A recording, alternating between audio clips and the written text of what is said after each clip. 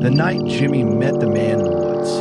There's a story people in Greenville, North Carolina, still whisper about. One that never made the news, but lived for years in the quiet corners of town. It began long before Jimmy became who he is now. Long before the cameras, the challenges, and the millions of smiles. Back then, he was just another restless kid in a sleepy neighborhood, looking for something to do on long summer nights. He was 12 the summer his mother moved them to the edge of town. Their new house sat beside a patch of dense woods everyone called Miller's Hollow, a dark strip of forest that locals said was cursed. No birds sang there. No one hunted there. Even dogs refused to cross its boundary. Jimmy didn't believe any of that. He was curious, always chasing adventure, and Miller's Hollow seemed like the perfect place to explore. The first few weeks were ordinary. Long bike rides, trips to the gas station for sodas, lazy afternoons editing short videos on his old laptop. But then he started noticing things. Sometimes, right before dusk, he'd hear a sound drifting from the woods. Not quite wind, not quite a voice. It was rhythmic, like someone whispering in a slow, wet breath. One evening, as he sat on the porch with a flashlight, he caught sight of something moving just beyond the tree line. A tall shape, motionless at first, then shifting slightly, as if turning toward him. He blinked, and it was gone. He told himself it was a trick of the light. But the next night, when he went to bed, he dreamed of standing in the same spot, except in the dream, the shape was closer. The dreams kept coming, always the same. A whisper, a tall shadow, the sensation of being... He froze. His room was dark except for the dim streetlight outside. He could see the outline of his curtain, unmoving. Then another tap. He gathered the courage to pull the curtain aside. And for just a heartbeat, he saw it. A face, pale, expressionless, pressed against the glass. Eyes too dark, mouth too wide, like something wearing a person's skin but not understanding how to smile. He screamed, and his mother came running. But when she turned on the light, there was nothing outside. No footprints, no face, only condensation on the glass, forming what looked like a handprint that slowly faded as they watched. After that, Jimmy refused to sleep with the window open. Days passed. He tried to forget, but the feeling never left, that sense of someone waiting in the trees. A week later, a thunderstorm rolled through the valley. The power went out around midnight. Rain hammered the roof, and wind rattled the siding. His mom had fallen asleep on the couch. Jimmy decided to record the storm on his old camcorder, a habit he'd started for fun. He pointed it toward the woods, hoping to capture lightning flashes. Hours later, when the power returned, he replayed the footage. At first, it was just wind and rain. Then, during one lightning flash, a single frame caught his attention.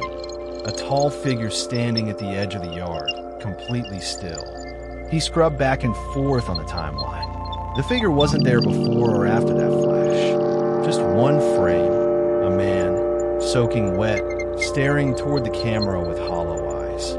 Jimmy told no one. But that night, he deleted the clip. The next day, he found muddy footprints leading from the woods to the edge of the porch. The last print stopped right below his window. That evening, his mother told... The last image on that camera showed a boy standing in a clearing. No one ever identified him.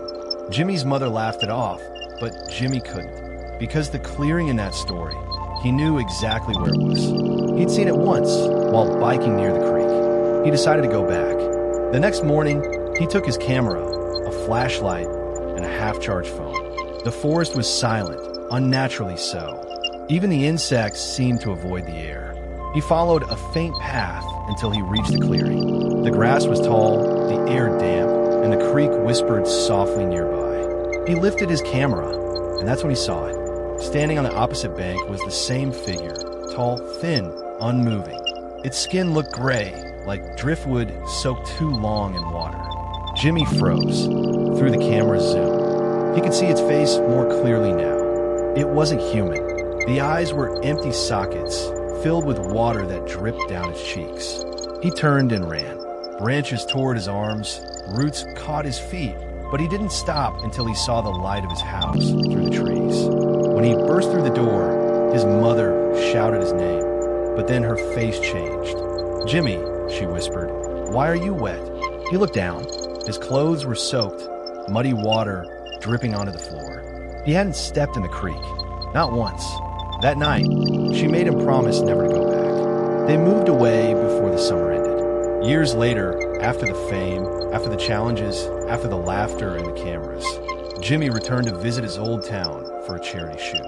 They drove past the edge of the woods. Miller's Hollow looked smaller now, thinner, almost ordinary. But when he glanced out the car window, he swore he saw something between the trees. A shape, watching. The driver asked if he wanted to stop. Jimmy shook his head. That night, in his hotel room, he unpacked his gear and froze. The camera, freshly bought for the shoot, had water inside the lens. A single drop sliding slowly down the glass. He checked every piece of equipment. Everything was dry. Only the camera, the one that had never been near water, carried that drop. He wiped it away, unsettled but too tired to think. When he woke the next morning, his window was open. On the glass, faint but clear, was a handprint. And from somewhere far below, through the hum of morning traffic, came a sound he hadn't heard in years. The whisper of water moving through the woods. No one believes this story, of course. They say Jimmy's success brought rumors, that old towns make up legends about anyone who leaves. But if you ever find yourself near Greenville, driving past those forgotten trees at night, roll up your window and look straight ahead. Because some locals say that when the rain falls just right, you can still see a boy's reflection standing in the creek, camera in hand, and something tall behind him smiling through the storm.